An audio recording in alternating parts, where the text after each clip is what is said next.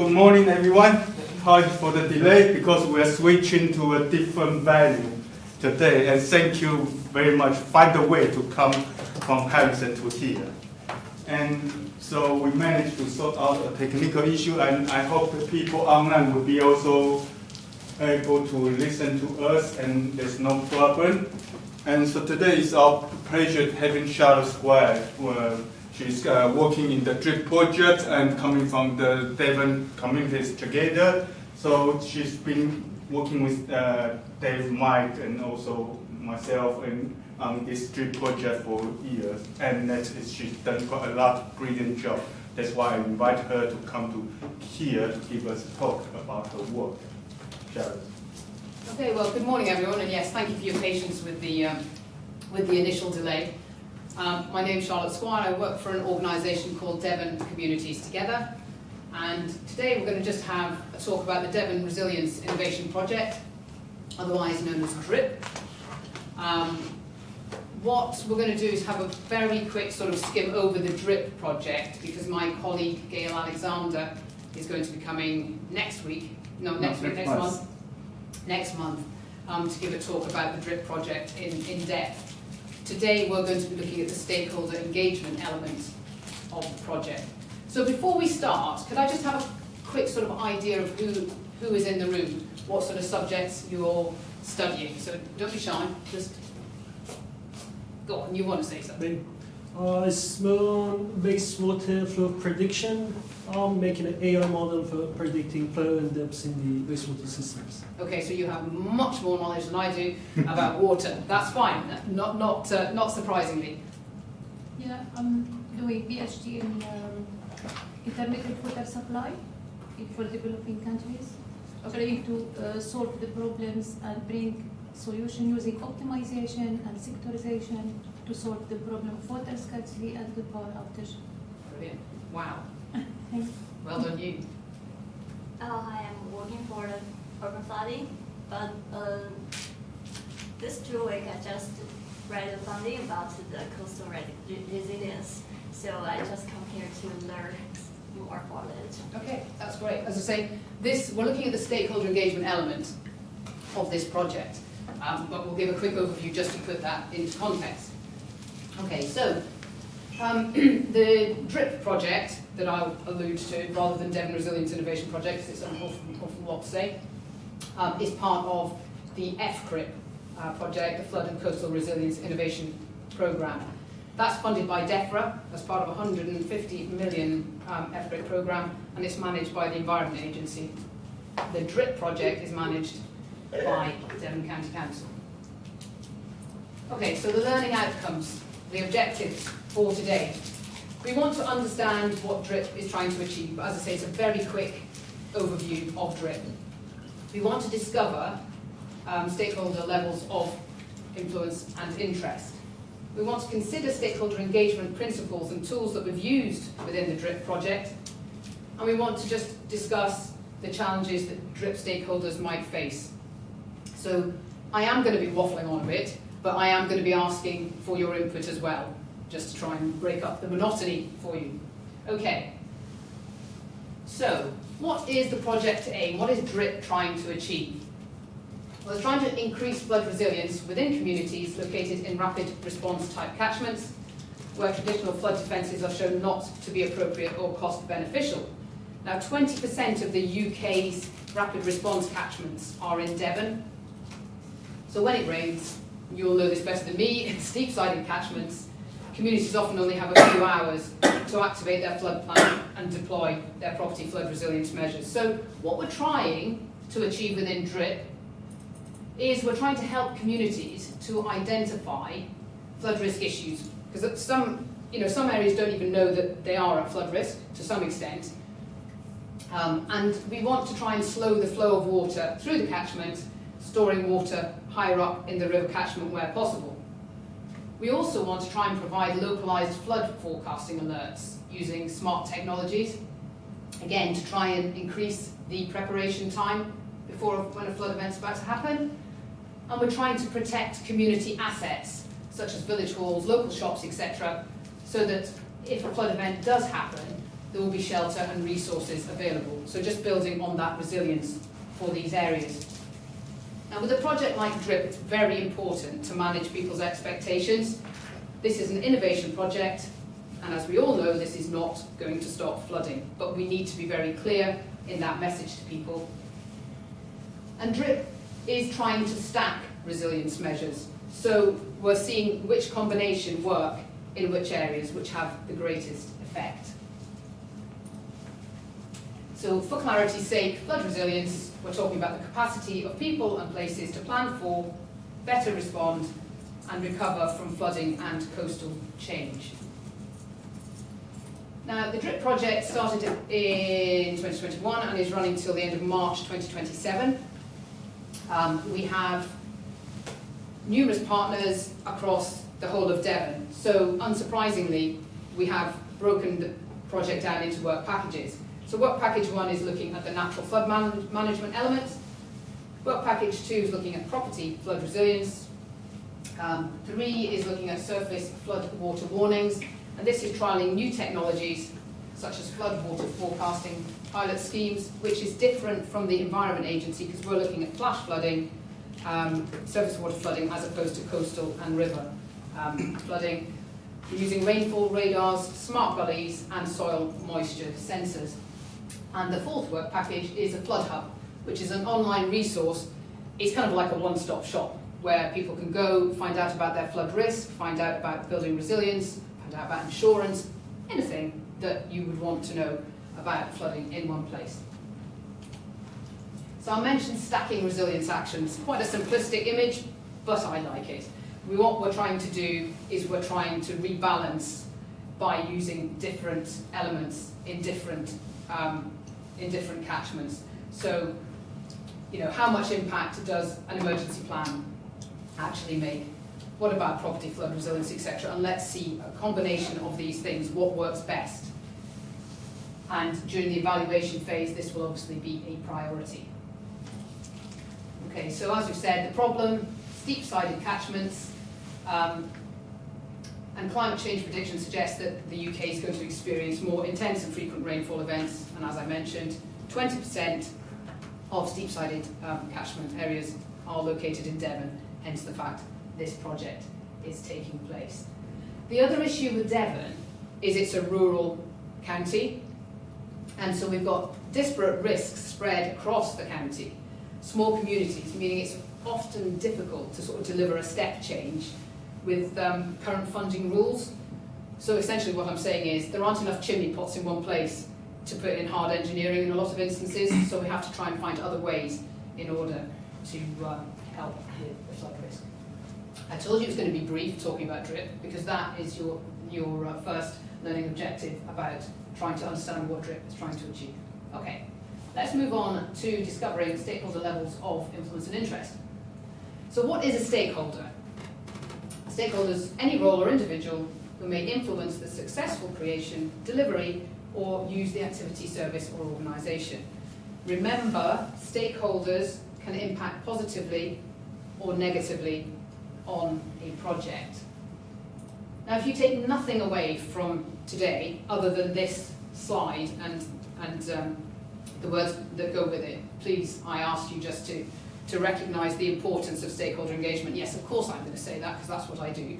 However, the days have gone where we sweep into a community, we do things to them, and then we fly off out. Community buy-in is really, really important, and that's what stakeholder engagement is about. It's about taking people along with you on the journey. And ideally, when a project finishes, those people will be suitably engaged and suitably interested to carry on that work, carry on the monitoring, carrying on all the work that you have set up. So we want to use their local knowledge and expertise. So it's not a parasitic relationship, it's a really mutualistic relationship. We're talking about community members, businesses, local government that may have valuable historical information about flood patterns, about vulnerabilities in that particular area, previous responses, what worked well, what didn't. And they can really enhance the project design if you engage with them early on in your project. As I mentioned earlier, a lot of communities don't even know that they're at risk of flooding. And so by engaging with stakeholders, it helps to raise their awareness not only of the flood risk, but of the importance of resilience measures, which leads to better preparedness and response. And we want collaboration and coordination. I have to be honest, I don't think that DRIP has done this very well, and that may well be my failing, but I don't think we have managed to work consistently across all the agencies that we've needed to, because we've got, you know, multiple sectors. We've got government agencies, NGOs, businesses, residents, and it's really hard to bring all these, not necessarily bring them together, but it's really hard to make sure that the people, the relevant parties know what they need to know and align the effort and the message, because very often we may have several different interventions in one area.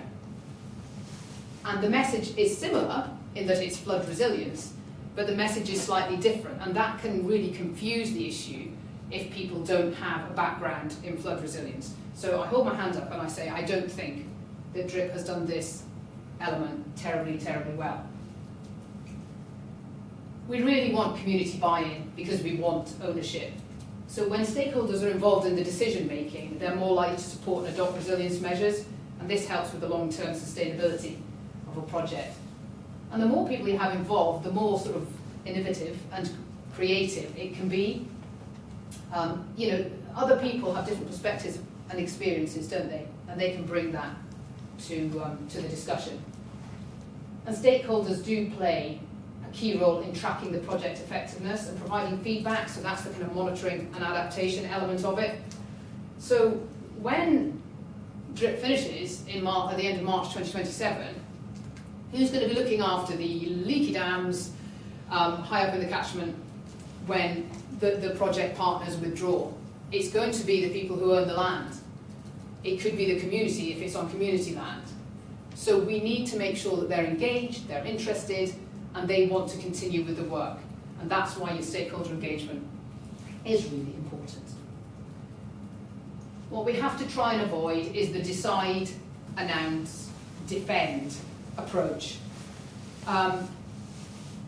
With the property flood resilience element that I mentioned as one of the work package 2, we didn't do it well. We decided which community assets we were going to choose, and we needed to decide that because they were at flood risk and they were community assets that we needed if a flood occurred. But the way we announced that was wrong, because we put letters together and we sent these letters out. Now they had Devon County Council across the top because that's who's project managing. We also had the DRIP logo on it, as you can see at the bottom of that slide. But we sent these out and the response was miserable because we were offering a free survey to see whether these buildings, these community assets, would benefit from property flood resilience. So we basically said, this is what we're going to do, and everybody went, no, I don't think so, this is a scam. Because we're offering something for free, they thought that it was a scam. Now, if we had not done the decide, announce, defend approach, what we should have done is have a face-to-face meeting, talk this through with all of these individuals, explain what was coming, explain why, da-di-da-di-da. And it took us a lot longer knocking on doors once we'd messed up than if we'd done it the other way around. So yes, learn from the mistakes that others have made. Right, now why you're saying, is there a blank table on this slide? That's because I just want, in a moment, for you to have a little think about how we could populate this from a DRIP perspective.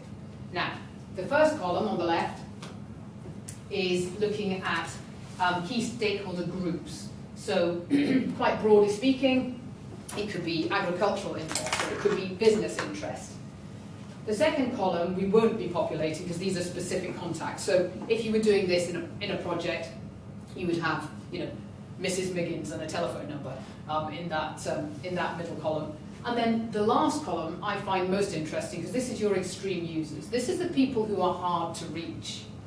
This is the people who may have a lot of information, they may have a lot to give, but they're not the people who traditionally come forward in a community.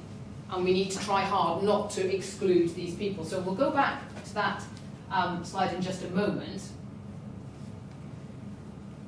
So there you go, your extreme users, you've got your core, you've got your majority, and then you've got those people on the periphery that you are trying not to miss. So with the stakeholder mapping, with DRIP, we got everybody together early on in the project and brainstormed who are our stakeholders, so that we could then take that information and decide who these people are and who these groups are. So what I would like you to do is just get up out of your seat and just come forward, and it's not very technical, it's a piece of flip chart paper and there's some post-it notes, because I'm not digitally excluding anybody. And can you just write down on one of the post-it notes, and pencils are there, who would go in, somebody who would go in the first column. So as I say, we're thinking groups, aren't we? We're thinking, say, let's say it's an agricultural interest, so that could be someone like the National Farmers Union or Exeter Hill Farming Network. Could be an environmental or conservation organisation, so it could be West Country Rivers Trust, Royal Society for Protection of Birds. Community could be flood groups, wardens. Could be contractors, so people who deliver natural flood management, property flood resilience, or technical consultants for sort of soil moisture sensors, councillors, infrastructure. But just come up. Do you understand what I'm asking you to do? Yeah? Okay. Just come up and just scribble something on one of these that would go in that first column. And then if you can you just think who an extreme user would be? So I've got an example scribbled down here. Come on. Yeah, people online. Yeah, I know there are people. They can put it in the chat. Yeah. They can put it in the chat. You can put in the chat. So you just an organisation. So I've started, and I've put community landowners. Okay. So that's a member of the community, but I'm looking specifically at landowners. So you won't put anybody in here because, as I say, we're doing this hypothetically.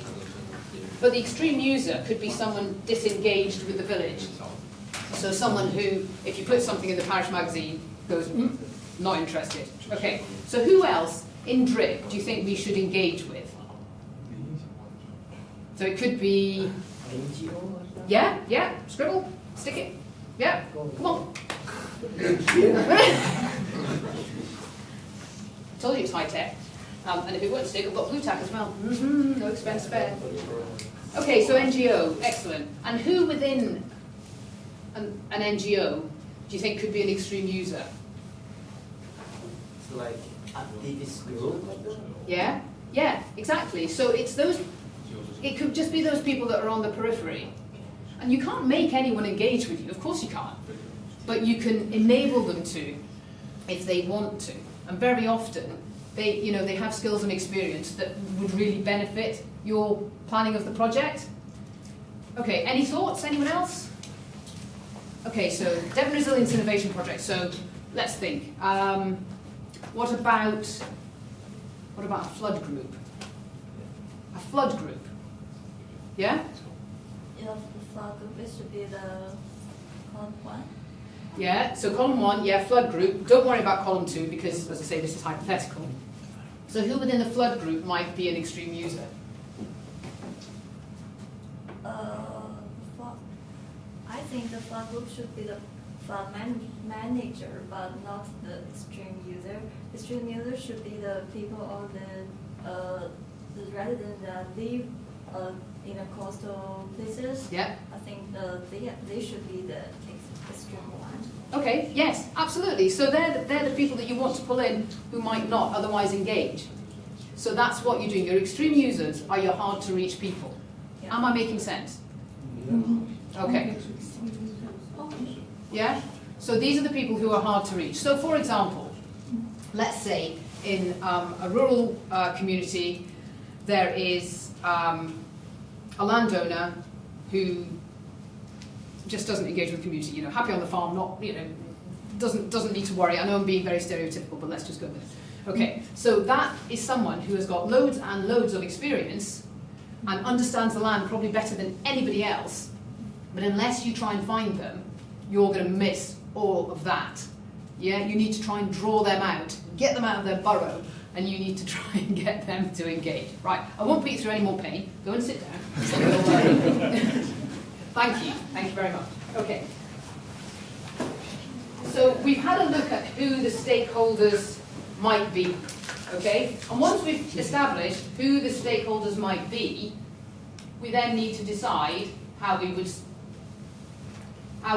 to speak to them. And in order to do that, we need to look at the power influence matrix. And this is because some people you will need to manage very closely, and other people you may not need to.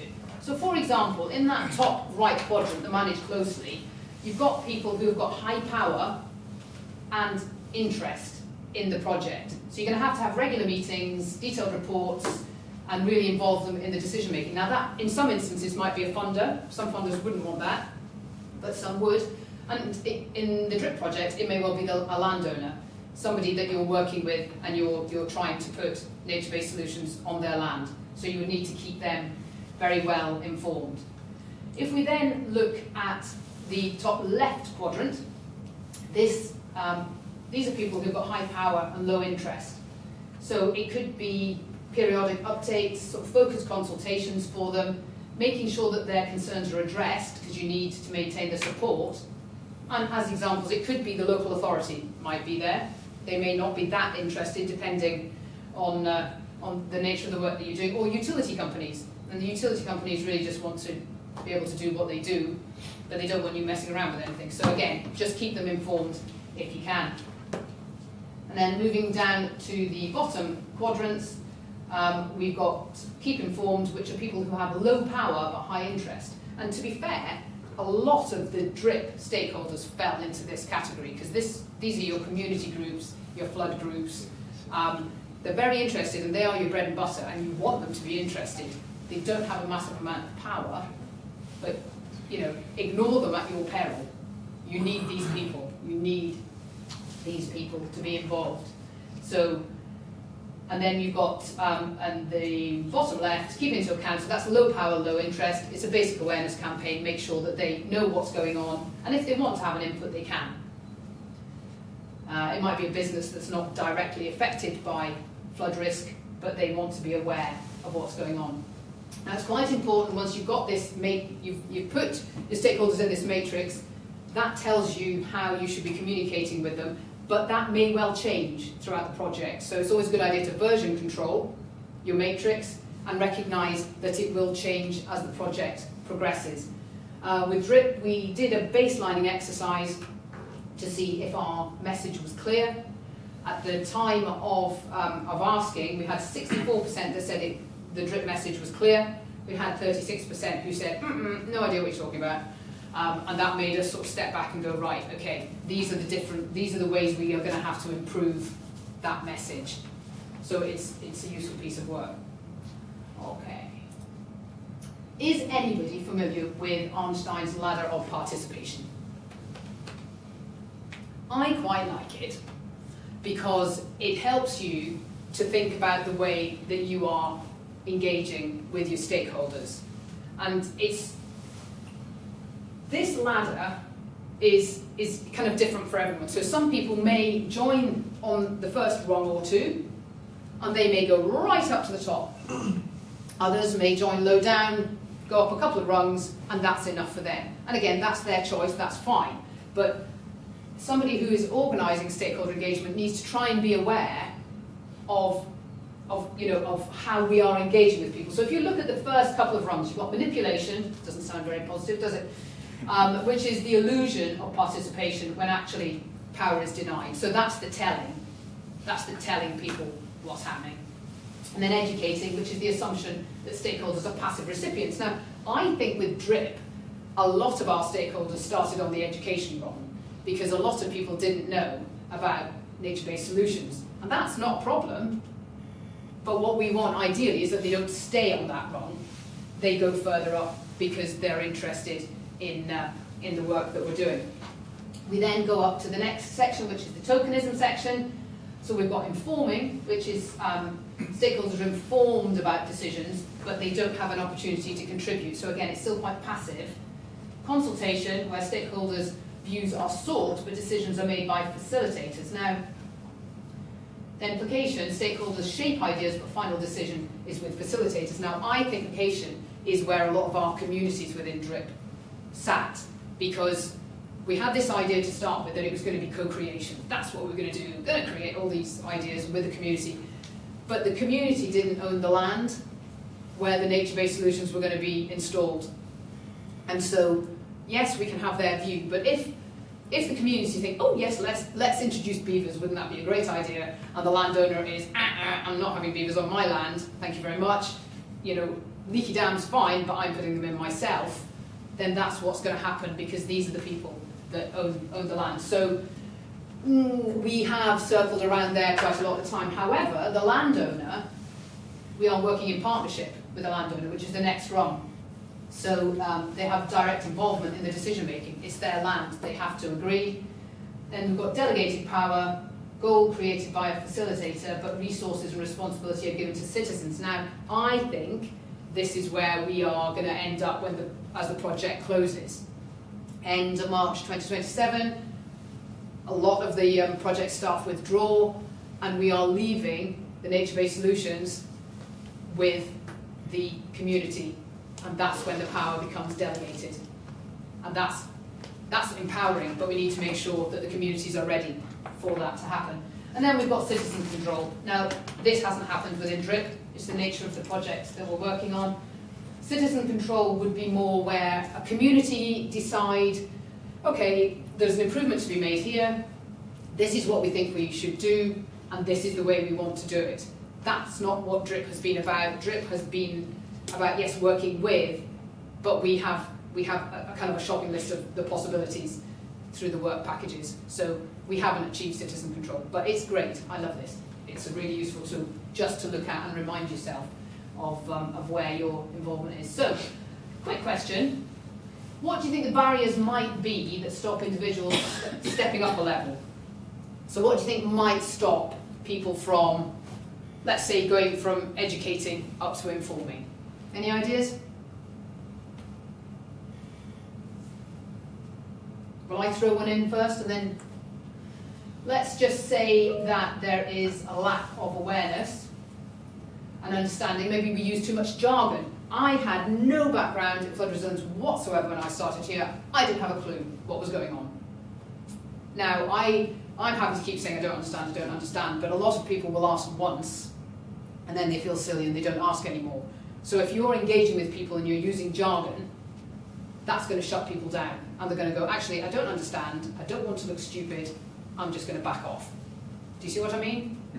So we just need to make sure that we're aware of this sort of thing. I mean, the other things that could stop people stepping up a level, financial and time constraints, community fragmentation, we had that in one of our pilot project areas, people who are living in second homes in an area, transient communities, mistrust in authorities. Now that goes back to what I just said about the property flood resilience and the letter and the lack of engagement through that.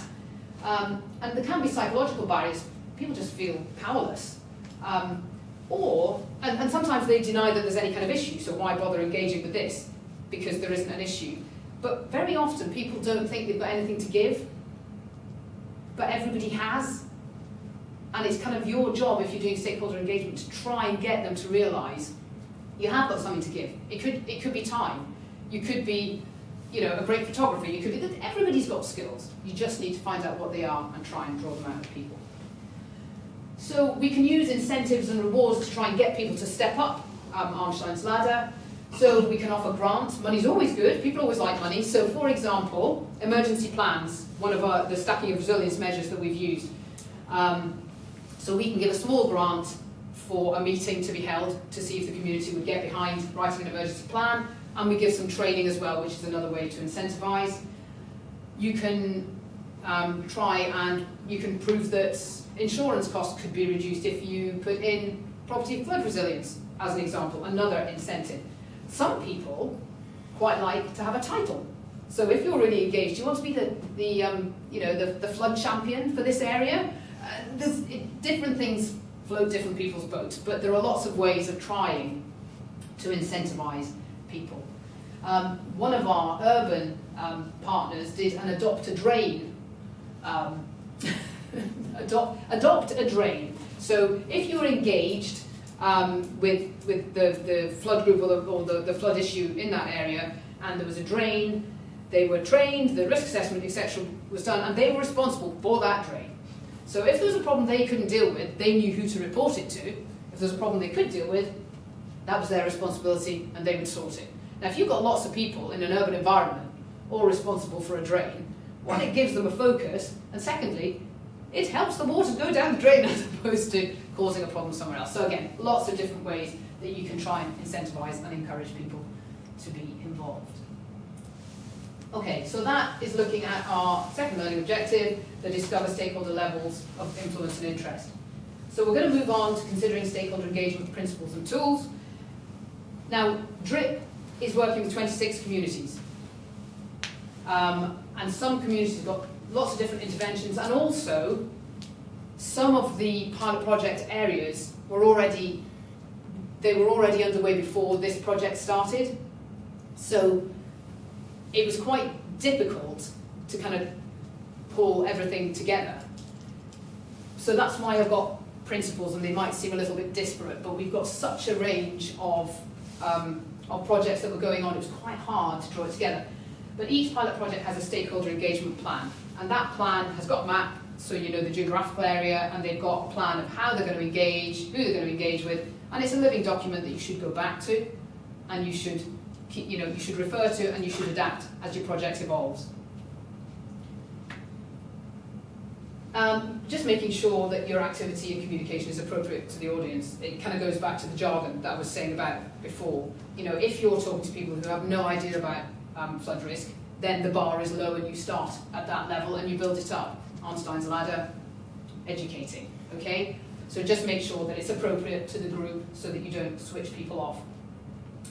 And meet people where they are. Now, particularly at the beginning of the project, meet people where they are. So you're going to them, you don't expect them to come to you. So farmers markets, fat stock markets, fates work really, really well because people are choosing to go there, and it just happens to be that you pop up and have a conversation and introduce the elements of the project to them. Face-to-face engagement where possible. However, during the depths of winter, virtual did work quite well too, because nobody likes to go outside when it's miserable. And sounds silly, doesn't it? Listen to them. That's actually the biggest thing, isn't it? Listen to people. Sometimes people just need to offload. We have had a lot of offloading in the stakeholder engagement with DRIP. People have verbally pummeled us because they don't think that other organisations are doing what they should be doing, and they don't feel that what we're doing is what that area needs. But you have to let them offload. You have to let them have a go, and then eventually you can introduce what you want to talk to them about. Another thing that has worked well, particularly with the farming community, is inviting a friendly farmer along.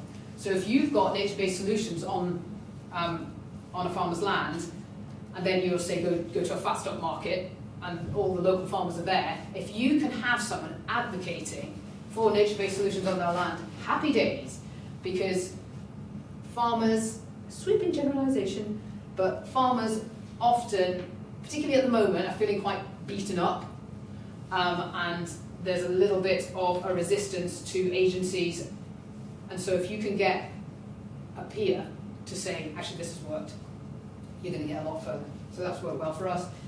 And also we've used engagement tools, which we will look at as we go on. Okay, so the kind of engagement techniques that we've used have been appreciative inquiry and asset-based community development. Now, I think appreciative inquiry is common sense. I think it is listening to people, it's that letting them offload, and then it's introducing your sales line, but you need to listen first. So for example, in early engagement, you may be talking to a group of people and saying, so what do you like about the area you live in? If you can make one improvement, what would that be? And once the conversation warms up, you then say, on a scale of 1 to 5, how much do you think you know about flooding?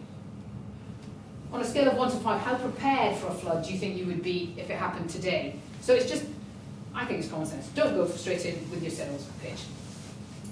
Has anyone heard of asset-based community development before? A, B, C, D? This is just the premise is that everyone has gifts, everyone has something to contribute, and everybody cares about something, and it's that thing that they care about that motivates them. So for example, you might be talking to someone, you want to talk to someone about flood risk, but they're really interested in increasing biodiversity. Great, fantastic. So that's your in, isn't it? You give case studies of where nature-based solutions have been put in, biodiversity has been increased, suddenly they're interested, they're thinking about engaging with you. So it's finding that in with asset-based community development. And it kind of starts with what's strong rather than what's wrong. So we say, everybody's got something to give. We don't go in and go, oh, this is rubbish, we need to sort it out. It's a case of, you can do this, and it's positive. And it sets aside that utopian impulse to kind of fix, save, deliver. Instead, it's more about being curious, collaborative, and supportive. Right, let's have a look at some of the engagement tools. I love the augmented reality sandbox.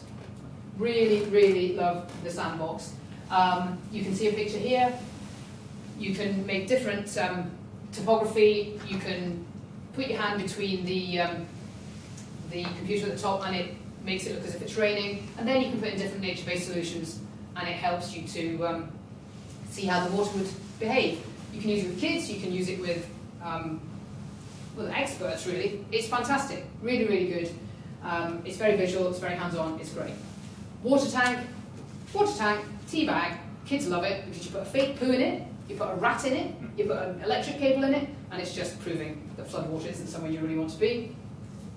Top trumps cards with nature-based solutions in them are just a good way of getting people to talk about nature-based solutions and seeing which ones suit which environments. Grab bag game, quite literally, house is flooding, what are you going to grab out of these things? And then you say they can have 5 items, and then you talk about the things that they've chosen. And again, it's talking about the resilience, and it's an education. Slowing the Flow booklet, I've got a link for at the end, so you can have a look at that in your own time. Resilience bingo is quite good when you have a room full of people, and they're not really mixing, and you've got a bingo card, and you say to people, right, get up and go and find someone who knows the names of 10 people in their area. Go and find someone who's got a generator. Go and find someone who's got an emergency plan. Gets people to talk, and when you've got a line, you've got bingo. And it just makes people get up and have a conversation without feeling awkward. It's probably quite a British thing, I think. Okay, we're going to have a very quick look at stakeholder engagement that we did. We'll have to kind of rattle through because we're a bit late starting. So we had a drop-in session at Village Hall, always offer food and drink. We engaged with children in the afternoon.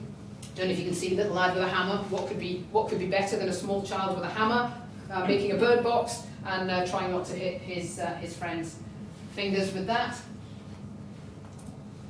We piggybacked on other events. There was a Village Hall event that we went along to early on in the project, and as I say, we just popped up and had a little chat and introduced the project. And then we went along to the Devon Community Resilience Forum event, which was a more informed audience, so a different presentation and different conversations, but well worth going. Might not have time to have our discussion, which I know is really going to upset you. However, I will just rattle through. I was going to just ask, so what roadblocks do you think DRIP might have come across? So a couple of examples. Community might want specific NFM, but landowners want different interventions, which was the analogy that I gave about beavers and leaky dams. Landowner might not be concerned with downstream flooding. Their land's fine. I'm all right, Jack. And you need to just try and help people to understand. Small rural community might not be able to get enough volunteers together for an emergency plan. So the solutions to the problems really are get individuals to talk and then bring them together and mediate. You could use photos, videos, testimonies to try and show the damage of flooding downstream and the impact that that's had on people to try and get the landowner to realise it's an issue. And just try and get people's, get people to talk, and it can take a long time and it can be quite frustrating, but sometimes you just have to do that. How long have we got? 2 minutes? Yeah. Okay. So, very brief example, one of our communities, really difficult to engage with. it was like going in and someone had taken a pin out of a grenade and this verbal grenade came flying in from one of the parish councillors, and then that person walked out. And we were like, oh, okay. They wanted hard engineering, we couldn't offer them that, they were really disgruntled, we just had to take the beating for a little while, and then we just went back in. And they now have a flood group, albeit small. They have an emergency plan, which they used in flood alert in November 24. And having the emergency plan meant that they had signage up, they had volunteers in the right place, they managed to get the kids from a birthday party out of the village hall. They paddled, but they were okay. And they managed to deploy the property flood resilience doors so the village hall was fine. So it was worth the effort, but there are times when you have to step away. And we've had a couple of communities within DRIP where we've gone, actually, this isn't working. Not necessarily from a stakeholder engagement perspective, but various reasons why, no, we're going to step away. So next steps for DRIP. Start to formulate the exit strategy. So as I said earlier, we need people to be taking on the nature-based solutions. We need people to be enthused about natural flood management, about the property flood resilience that they've got, etc., etc. And so we need to say, right, we will be pulling out. What do you need in order to continue with this work? And we need to do an evaluation of the project. Remember, at the beginning, I said it's an evaluation, it's an innovation project. So we have done things wrong, and we need to look at that, we need to learn, and that needs to be part of the evaluation of the project. Okay, takeaway messages, stakeholder engagement, marathon, not a sprint. You have to do it throughout the life of the project. Everyone has something to offer, so that's your asset-based community development idea.